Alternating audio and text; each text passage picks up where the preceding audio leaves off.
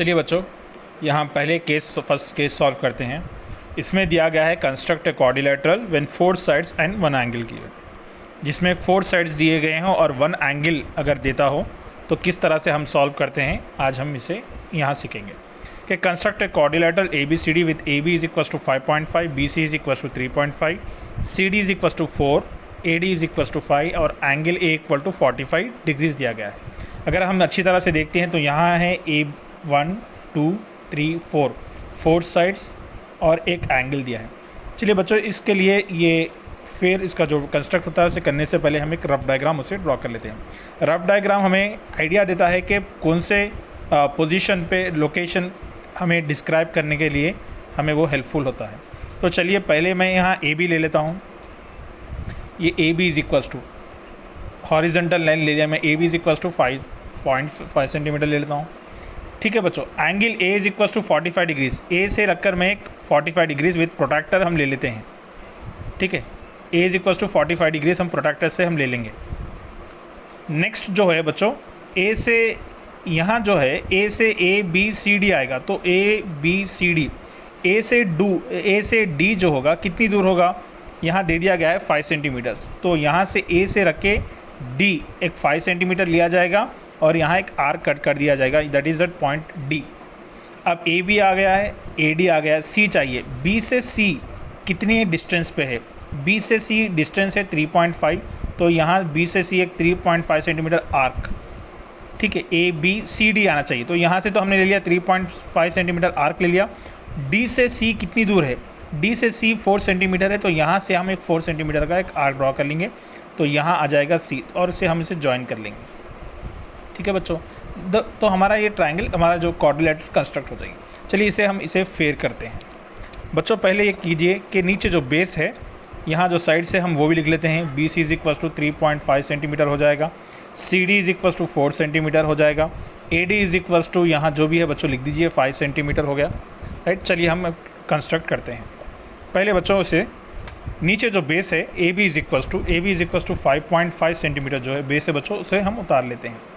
A B is equal to, यहाँ है base 5.5, तो मैं यहाँ 5.5 स्टार्टिंग फ्रॉम 0, राइट, तो यहाँ 5.5 की बेस उतार लेता हूँ 5.5 तक। ठीक है बच्चों, ये हो गया A B, this is A, this is B, ये है बच्चों 5.5 सेंटीमीटर। ठीक है बच्चों, अब यहाँ angle A is equal to 45 degrees दिया है, तो मैं प्रोट्रैक्टर लेता हूँ और यहाँ इसे सीधे जाने, ये जो होता है बच्चों सेंट्रल पॉइंट, इसे हमें यहाँ लास्ट एंड पे रखता हूँ, क्योंकि मैं एंगल ए मेज़र कर रहा हूँ, तो ये जो होता है इसे मैं यहाँ एंड पे रखता हूँ। ये और ये जो लाइन है हॉरिजॉन्टल लाइन, दैट ये लाइन हमारी लाइन से कोइंसाइड होनी चाहिए, मतलब उसके ऊपर आनी चाहिए, ये मैं इसके ऊपर रख देता हूँ। ठीक है बच्चों, now I want angle 45 degrees, में 45 डिग्रीज एंगल चाहिए, तो मैंने इस लाइन को कवर किया है, ये लाइन को इस साइड वाली लाइन ने कवर किया है, तो उसे 0 से हम ऑब्जर्व करेंगे।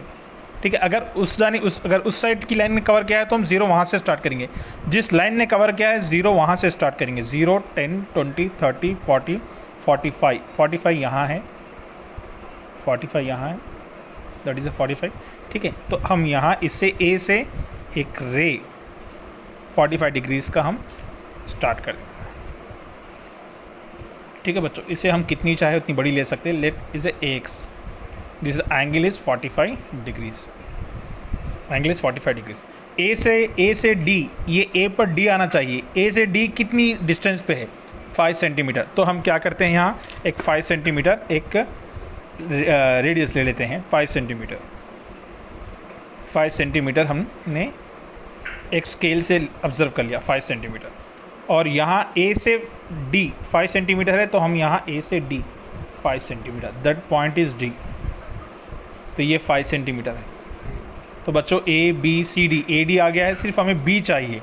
बी से सी कितने डिस्टेंस पे है, ये 3.5 सेंटीमीटर पे है, 3.5 सेंटीमीटर पे, तो 3.5 सेंटीमीटर पे मैं एक स्केल ले लेता हूँ, 3.5 सेंटीमीटर पे एक स्केल ले लेता हूँ। ठीक है बच्चों, बी पर रखा हूँ और एक आर्क मैंने ड्रॉ की। बी से सी 3.5 है, तो मैंने 3.5 ऑब्जर्व की। ठीक है बच्चों, और मैंने यहाँ बी पे रखकर एक आर्क मैंने ड्रॉ कर दिया।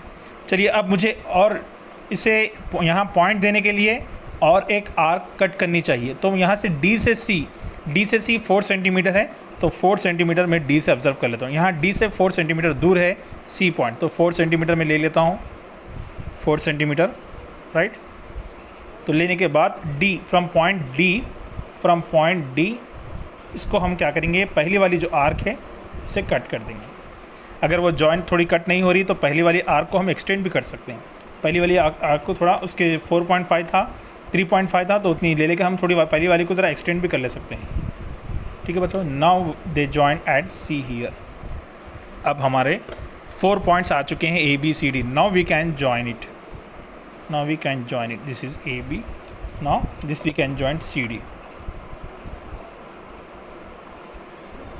This is A B C, ये बी सी बना 3.5 सेंटीमीटर और ये 4 सेंटीमीटर और ये ए डी इज़ 5 सेंटीमीटर। इस तरह से हमारा क्वाड्रिलैटरल कंस्ट्रक्ट हो गया।